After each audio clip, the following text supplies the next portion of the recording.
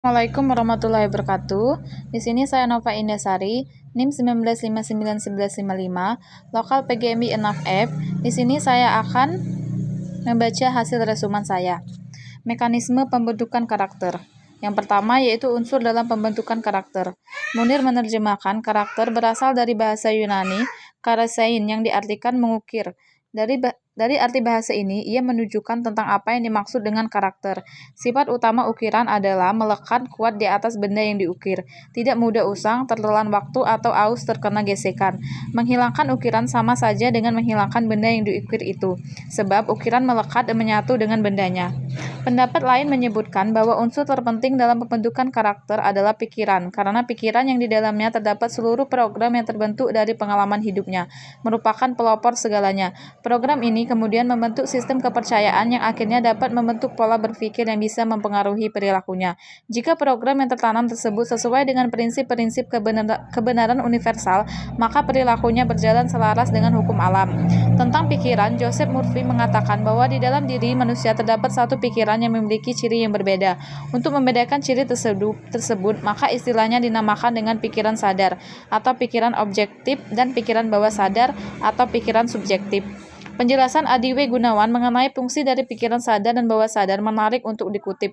Pikiran sadar yang secara fisik terletak di bagian konteks otak bersifat logis dan analisis dengan memiliki pengaruh sebesar 12% dari kemampuan otak. Sedangkan pikiran bawah sadar secara fisik terletak di medula oblongata yang sudah terbentuk ketika masih di dalam kandungan. Oleh karena itu, ketika bayi yang dilahirkan menangis, bayi tersebut akan tenang di dekapan ibunya, karena dia sudah merasa tidak asing lagi dengan detak jantung ibunya. Pikiran bawah sadar bersifat netral dan sugestif.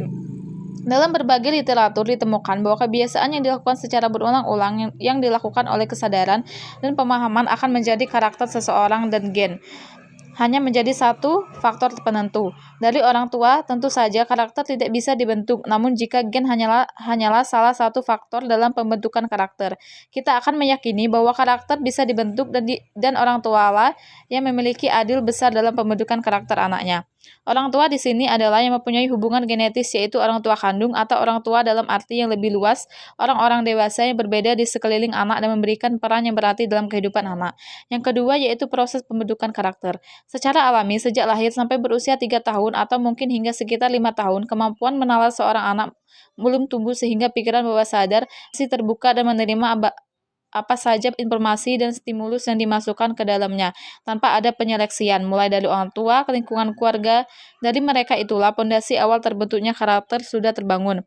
Pondasi tersebut adalah kepercayaan tertentu dan konsep diri. Jika sejak kecil kedua orang tua selalu bertengkar lalu bercerai, maka seseorang anak bisa mengambil kesimpulan sendiri bahwa perkawinan itu penderitaan. Namun jika kedua orang tua selalu menunjukkan rasa saling menghormati dengan bentuk komunikasi yang akrab, maka anak akan menyimpulkan ternyata pernikahan itu indah.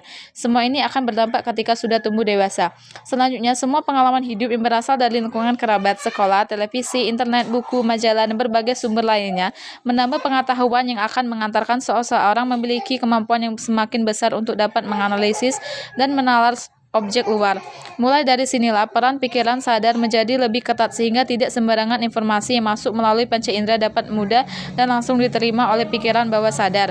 Berdasarkan uraian di atas dapat dipahami bahwa membangun karakter menggambarkan satu, merupakan suatu proses yang terus-menerus dilakukan untuk membentuk tabiat, watak, dan sifat-sifat kejiwaan yang melandaskan pada semangat pengabdian dan kebersamaan. Yang kedua yaitu menyempurnakan karakter yang ada untuk menunjukkan karakter yang diharapkan.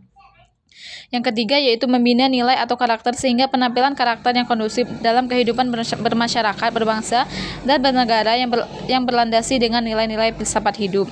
Yang ketiga yaitu ada tahap-tahap pendidikan karakter. Secara teoretik, nilai moral atau karakter berkembang secara psikologis dalam diri individu mengikuti perkembangan usia dan kontak sosial.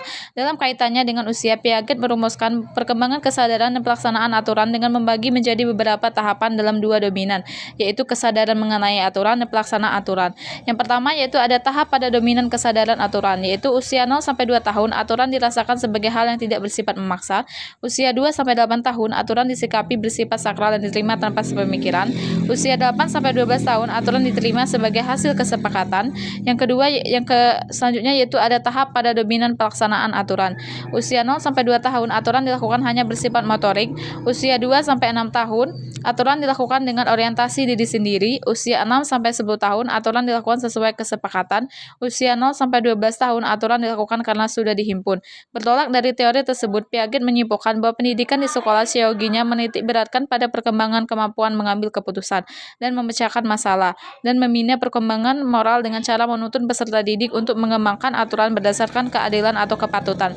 Dengan kata lain, pendidikan nilai berdasarkan teori Piaget adalah pendidikan nilai moral atau nilai etis yang dikembangkan psikologi perkembangan moral kognitif. Sedangkan penelitian Kohlberg menghasilkan rumusan 3 tingkat atau level dalam perkembangan moralnya. Ini tingkat pertama yaitu prakonvensional. Tahap pertama, orientasi hukum dan kepatuhan. Apapun yang mendapat pujian atau hadiah adalah baik, dan apapun yang dikenai hukuman adalah buruk. Tahap kedua yaitu orientasi instrumental nisbi.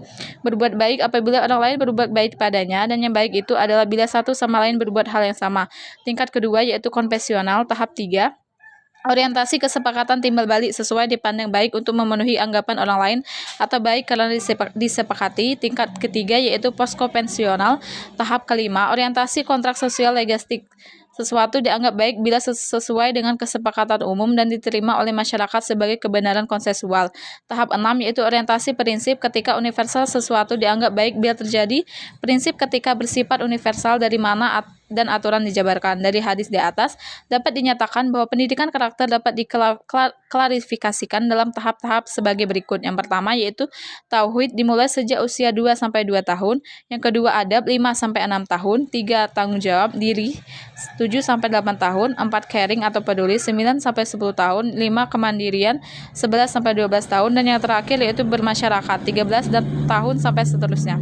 Itu saja penjelasan dari resumen saya. Saya akhiri. Wassalamualaikum warahmatullahi wabarakatuh.